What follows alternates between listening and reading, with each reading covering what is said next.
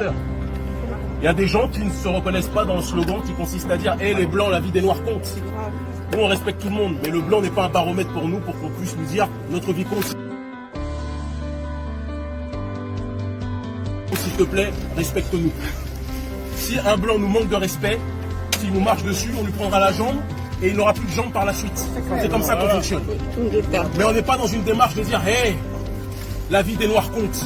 Nous sommes des êtres humains. » On n'a pas besoin de baromètre de qui que ce soit pour qu'on soit des êtres humains. Dire cela ne signifie pas qu'on est opposé à qui que ce soit. On est solidaire de tous les prolétariats, tant qu'ils sont solidaires de nous autres aussi. D'accord? Les gilets jaunes, tant qu'il n'y a pas de négrophobie, ce sont nos frères de lutte, qu'on soit clair. Mais nous le précisons avec force, avec fermeté, la posture victimaire dans laquelle le néolibéralisme économique et sociétal, façon Joe Biden et son ami néo-marxisme, qui en réalité l'a rejoint, qui est à chaque fois j'oublie son nom, Bernie Sanders, c'est pas quelque chose dans lequel on se retrouve. Et de la même façon en France, on ne se reconnaît pas dans, soi-disant, comment dirais-je, cet intégrationnisme noir accompagné de Jean-Luc Mélenchon ou des Inrocks, etc. Il y a des gens qui ne veulent pas de mendicité.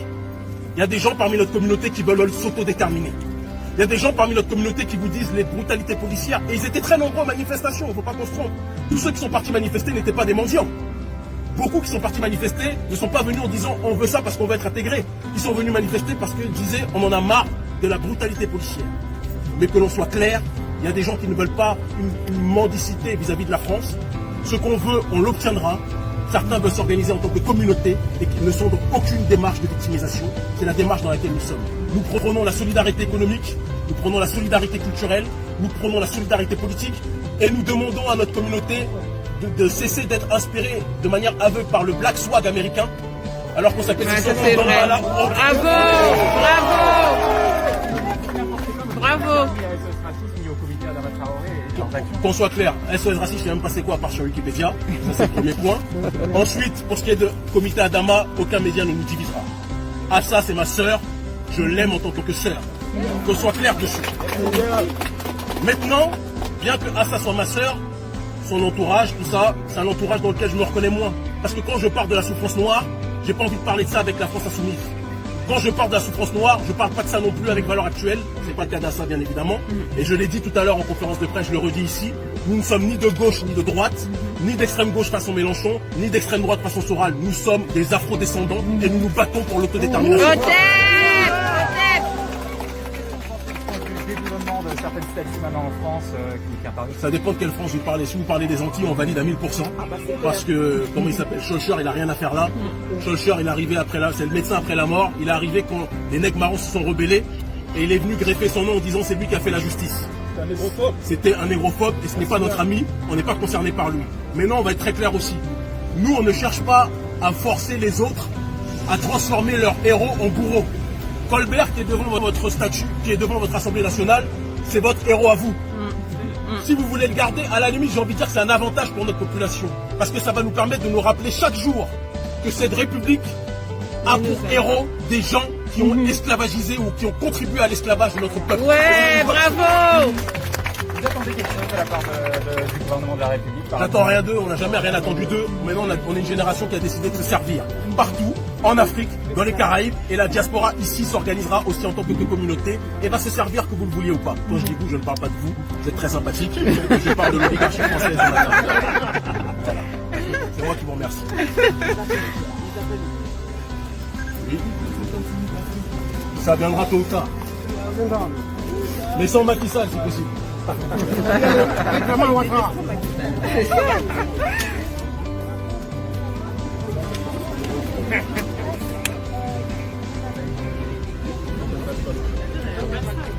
Moi, je peux te parler que de ce que je sais.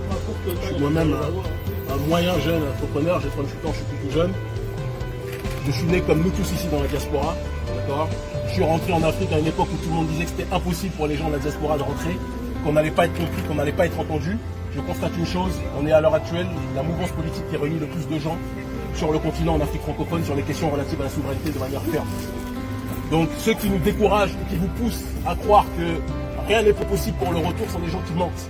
Si on a été capable de s'intégrer en France, on est capable de s'intégrer dans les Caraïbes ou en Afrique. Tout à fait, et ça, c'est je pense vrai. qu'il faut qu'on soit clair. C'est vrai, c'est bien. Moi, chaque matin, j'ai une réjouissance de voir mes enfants, voir leurs semblables sur le continent. Ma fille aînée ne se lève pas en se disant papa j'ai vécu le racisme aujourd'hui. C'est une victoire pour moi. Et je n'ai pas envie, et c'est ce que nous disons aux médias, je n'ai pas envie de forcer les autres à nous aimer s'ils ne sont pas notre baromètre. C'est nous qui devons changer, pas les autres. On doit arrêter de forcer parce que tant qu'on reste dans cette posture victimaire, on arrange ceux qui nous instrumentalisent pour leurs propres objectifs. Tout à fait. Il faut qu'on agisse sans parrain. Et le jour où on fera ça, vous allez voir que la gauche et l'extrême gauche vont se sentir très orphelines. Les inrecuptibles n'auront plus de personnes comme nous à mettre dans couverture de leur bazar. D'accord? Et on pourra agir pour nous-mêmes. Moi, j'ai pas envie de prôner dans le cinéma français, oh, s'il vous plaît, une place dans le cinéma français. J'ai envie qu'on prenne notre propre cinéma.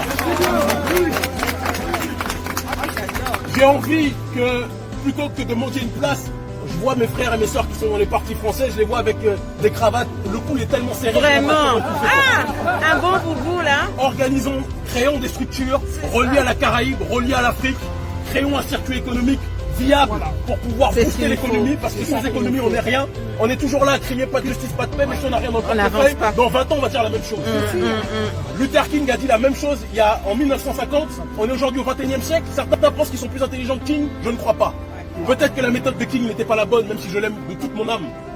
Son erreur a été de croire qu'il pouvait changer l'Occident. L'Occident s'est bâti, le système occidental s'est bâti sur l'esclavage et sur la négrophobie.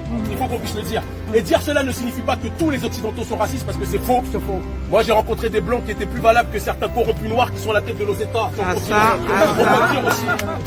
Donc, c'est pas une question de couleur, mais c'est une question de réelle douleur. Et dans ce monde dans lequel nous vivons, ceux qui ne se prennent pas en charge sont vus comme des parasites. Arrêtons de tomber dans leur piège et prenons-nous en charge. Nous sommes un peuple puissant, nous sommes un peuple digne et personne ne peut nous arrêter. Merci. Votez. Ingeta.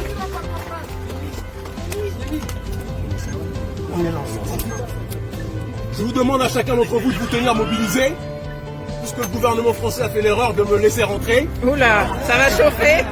Peut-être qu'en été, il y aura peut-être quelques balades à certains endroits à suivre. Ah. Merci infiniment. Ouais. On est ensemble. Je me souviens de toi. C'est pour le trafic d'organes en France, parce que la valeur du noir, elle va bien plus loin qu'on peut le penser. Le trafic d'organes, cette affaire le prouve. Aujourd'hui, on sait que le trafic d'organes avec l'école Descartes est prouvé. En page 201, quand je parle du trafic d'organes, je demande est-ce qu'ils ont autorisé les médecins à faire leur marché macabre sur les victimes des attentats? Oui. La réponse est en page 201 avec le tiganisme auquel on a dépouillé ses organes à l'âge de 3 ans, mort dans les bras de sa maman.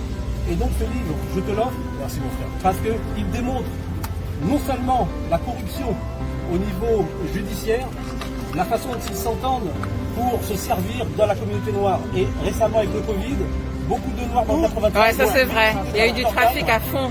Et ils Ça c'est vrai. se sont servis du Covid pour empêcher les familles d'accéder au corps. Tout à fait. Et elles n'ont jamais vu Ça, le il corps. faut le corps a dire. été brûlé, toutes les pommes ont été brûlées. Aujourd'hui, je dis, arrêtons de penser quoi son en tant livre que Noirs, quand on va dans les hôpitaux, qu'ils vont pour nous soigner, ils vont pour se servir au niveau de nos corps. Que cela s'arrête définitivement. Merci infiniment mon frère. Merci infiniment. Et je te rappelle, Kémy, parce que je me rappelle d'une chose, c'est qu'ensemble avec Kémy, nous étions lors de l'Arche de Zoé, il n'y a pas beaucoup de gens de la communauté lors du trafic d'argent pour l'Arche de Zoé. Et il se trouve que dans les hôpitaux, ici en France, on a trouvé donc à Paris plus de 352 enfants dans les sous-sols. Et j'ai demandé de quelle couleur étaient ces enfants, sachant que le bras droit, le faible, voilà, donc ça se joue là-dessus. On reparlera de ça. Voilà, on reparlera de ça. Voilà, mais il faut que chacun se méfie. N'allez plus dans les hôpitaux. Alors là, sans être vraiment escorté. N'allez jamais tout seul. Franchement, il faut s'organiser, il faut créer une structure pour que aucun d'entre nous n'aille se faire dépouiller dans les hôpitaux. Voilà. Merci infiniment mon frère. merci. À tout le monde, je m'excuse encore. Parce qu'on avait dit conférence de presse. On avait bien précisé conférence de presse. Vous êtes venus quand même. Je veux que vous sachiez qu'on vous aime profondément et c'est pour vous tous qu'on se bat. D'accord? Ne laissez personne. Ne laissons plus personne nous diviser. Je le dis et je le répète, je peux avoir des désaccords méthodologiques avec beaucoup de structures. D'accord? Le professeur Gomez en est l'illustration. Mais plus personne ne pourra nous diviser.